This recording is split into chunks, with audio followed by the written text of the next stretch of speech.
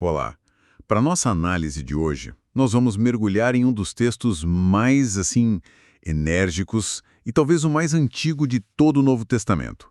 A carta de Paulo aos Gálatas. Um texto explosivo, né? Exatamente. Nossas fontes aqui são introduções e comentários de bíblias de estudo, que nos ajudam a montar o contexto por trás dela. O que é fundamental. E a nossa missão é bem clara. Entender por que essa carta tem um tom tão urgente, tão passional. O que estava acontecendo na Galácia para levar Paulo a escrever uma defesa tão vigorosa? É a melhor forma de colocar. É impossível entender Gálatas se a gente pensar nela como num tratado teológico, sabe? Escrito com calma. Sim, não é nada disso. Não, essa carta é uma resposta de emergência. É tipo um alarme de incêndio soando. Paulo tá vendo algo que para ele ameaça o coração da fé. E ele reage com tudo. Com toda a força. Para entender a teologia, a gente precisa primeiro sentir o drama da situação. E o drama já começa com o pé na porta. Ele pula os cumprimentos, né? E vai direto ao ponto. Direto, sem rodeios. Ele diz algo como: estou chocado que vocês estejam passando tão depressa para o outro evangelho. A questão central é essa. Esse outro evangelho. Os Gálatas, que tinham aceitado a mensagem dele, agora estavam sendo seduzidos por uma versão diferente. E o que é interessante é que não era uma negação total de Cristo. Era um acréscimo. E é esse mais alguma coisa que Paulo vê como uma perversão completa. Certo. Ele até se corrige, né? Sim, ele fala que esse outro evangelho, na realidade, não é o evangelho. É uma distorção, um produto falsificado. O que o torna talvez mais perigoso, por parecer com o original. Exatamente. E quem estava por trás disso? As fontes os chamam de agitadores, provavelmente cristãos de origem judaica. Uhum. E eles não estavam só pregando. Eles tinham uma estratégia que envolvia atacar Paulo pessoalmente. Sim, um ataque em duas frentes. Minar o mensageiro para invalidar a mensagem, e os ataques eram bem específicos. Qual era o primeiro? O primeiro era pintar Paulo como um rebelde, um dissidente que não tinha a bênção dos apóstolos originais de Jerusalém. Tipo um apóstolo de segunda categoria. Isso. Diziam que ele agia por conta própria, sem autoridade. O que naquela cultura era uma acusação seríssima. E a segunda frente? A incoerência. Eles pegaram uma discussão que Paulo teve com Pedro em Antioquia Ah, sim. e usaram isso para dizer: vejam, nem os líderes concordam com ele. A mensagem dele causa divisão. E a terceira acusação era mais cínica, talvez. Há de hipocrisia, com certeza. Espalharam o boato de que Paulo antes pregava a circuncisão, mas mudou de ideia só para agradar os gentios. Para facilitar a conversão. Exatamente. Que ele era um oportunista. Então a estratégia era essa. Se Paulo é um rebelde, inconsistente e hipócrita, Uhum. A mensagem dele sobre salvação só pela fé desmorona. certo. Mas vamos entender melhor o que esse outro evangelho realmente exigia, o que eles estavam adicionando. O ponto central deles era o seguinte: eles diziam para os Gálatas gentios: ótimo que vocês acreditam em Jesus, mas isso não é o suficiente. Faltava algo. Sim, para serem salvos de verdade, para pertencerem ao povo de Deus, vocês também precisam ser circuncidados e seguir a lei de Moisés. Em outras palavras, para ser um bom cristão, primeiro você precisa se tornar um bom judeu. Exato. E por que isso era tão grave a ponto de Paulo usar a palavra anátema, ou seja, amaldiçoado? Porque para Paulo isso não era um detalhe. Era o coração de tudo. Se a salvação depende da fé em Cristo mais qualquer outra coisa, Ou seja, circuncisão, a guarda de leis, então a obra de Cristo na cruz não foi suficiente. Você está dizendo que o sacrifício de Jesus foi um bom começo, mas que a sua salvação depende no fim do seu esforço, isso transforma a graça, que é um presente, em um salário que você precisa merecer. E para Paulo, isso era anular completamente o evangelho. Era trocar a liberdade pela escravidão da lei. agora a urgência dele faz todo sentido. E isso nos leva a uma pergunta quase de detetive. para quem exatamente ele estava escrevendo. Ah, essa é a grande questão. Porque igrejas da Galácia pode significar duas coisas bem diferentes, né? Sim, aqui a gente entra num debate geográfico com implicações cronológicas enormes.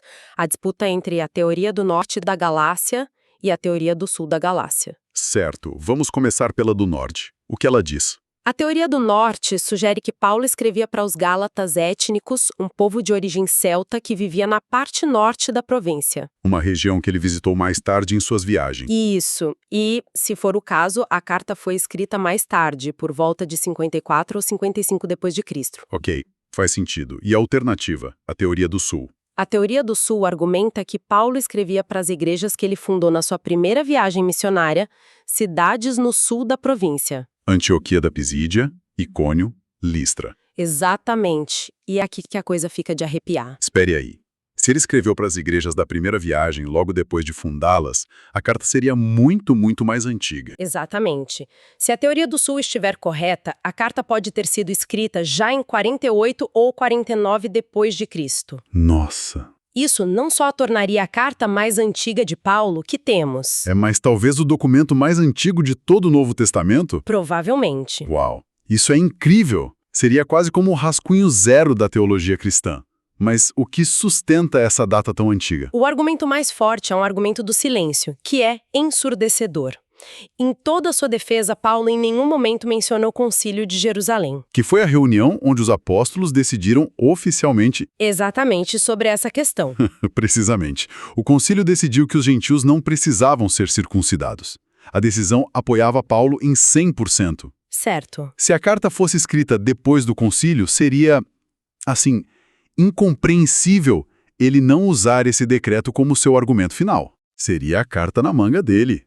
Olha, os apóstolos em Jerusalém concordam comigo. Fim de papo. Exato. O fato dele não mencionar isso sugere fortemente que o concílio ainda não tinha acontecido. O que significa que ele estava lutando essa batalha sozinho antes de qualquer político oficial da igreja. Exato. Ele está no meio da batalha, sem reforços. E isso nos leva à defesa dele. A defesa pessoal dele nos capítulos 1 e 2. Sim. O argumento central dele é: meu chamado e minha mensagem não vieram de homens, mas diretamente de Jesus Cristo e de Deus Pai. É uma declaração de independência total. Radical. Ele está dizendo: eu não sou um franqueado de Jerusalém. Minha autoridade vem da mesma fonte que a deles. E ele usa a própria história como prova. Sim, ele faz questão de dizer que, depois da conversão, ele não foi para Jerusalém para ser treinado. Ele foi para Árabe, sumiu do mapa. Certo. E quando ele finalmente encontrou os líderes, ele afirma que eles nada acrescentaram à mensagem dele. Eles só reconheceram a legitimidade do seu trabalho. Então não era só uma questão de ego. Era uma estratégia. Ele precisava defender a fonte da mensagem. Para poder defender a própria mensagem. Exatamente. A defesa da autoridade dele não é sobre orgulho. É sobre a origem divina do evangelho que ele pregava. A defesa pessoal é o alicerce para o argumento teológico que vem depois. Perfeito, é o alicerce. E qual é esse argumento? Quais são os grandes temas que ele constrói? A partir daí, ele desdobra os pilares da sua teologia. O primeiro, como a gente já falou, é essa oposição entre graça versus lei. Salvação como um presente, não uma conquista. Exato. Tentar merecê-la pela lei é, na verdade, rejeitar o presente. O segundo pilar é a centralidade da cruz de Cristo. Certo. Paulo diz que Cristo se tornou maldição por nós para nos libertar da maldição da lei. Por isso ele diz que não se gloria em nada, a não ser na cruz. E a prova de que essa salvação pela fé é real não é um sinal externo, como a circuncisão, né? De jeito nenhum. E esse é o terceiro tema, o dom do Espírito. A evidência de que alguém pertence a Deus não é um corte na carne, mas a presença do Espírito Santo no coração. Uma validação interna, não um ritual externo. Perfeito. É o Espírito que é o selo, a garantia da nossa herança. O que nos leva a uma questão bem prática.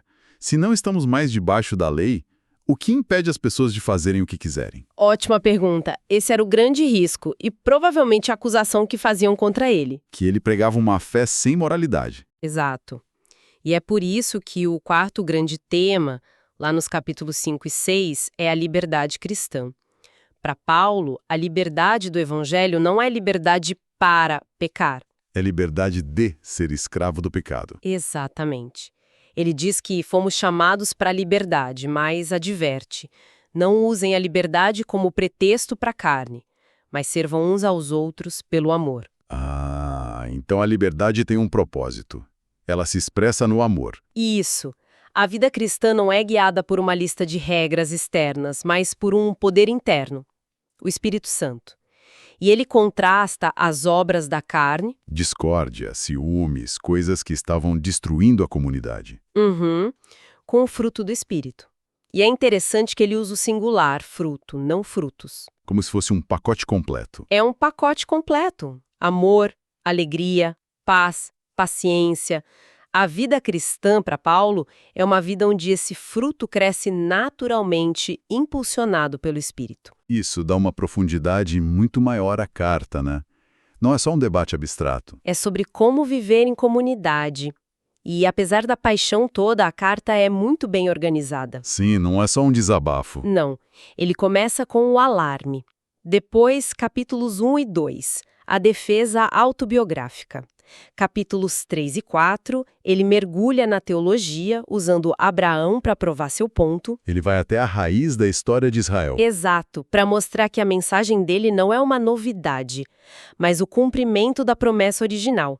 E depois da teologia, vem a prática nos capítulos 5 e 6. Pessoal, teológico e prático. Uma estrutura bem clara. Brilhante. E ele termina com um apelo pessoal, dizendo que está escrevendo de próprio punho, com letras grandes. E por causa dessa defesa tão robusta, Gálatas acabou se tornando um documento fundamental, né? Com certeza.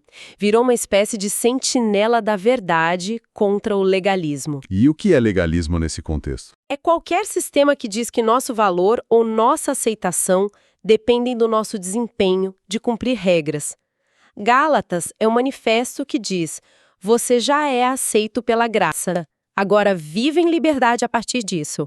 Essa mensagem foi central para a Reforma Protestante, por exemplo. Totalmente. E no fundo, ao defender isso, Paulo estava lutando por algo ainda maior. A unidade da igreja. Exatamente. Se os gentios precisassem se tornar judeus, isso criaria uma igreja de duas classes.